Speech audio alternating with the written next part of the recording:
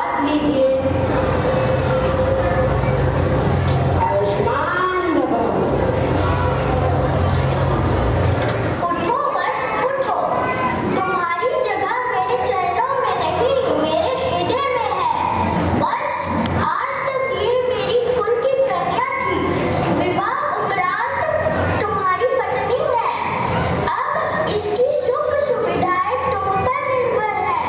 बस पत्नी पति का आधा अंग होती है, इसलिए आज से मेरी बेटी के सुख दुख के तुम साथी हो।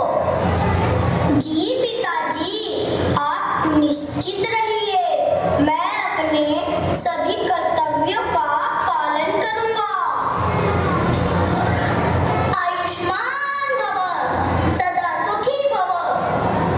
कुमार वासुदेव, मुझे बस इतना विश्वास दिलाओ कि तुम्हारे घर में मेरी प्रिय बहन देवकी अत्यंत प्रसन्न रहेगी, उसे किसी प्रकार का कोई दुख नहीं होगा। बड़े भैया, सुख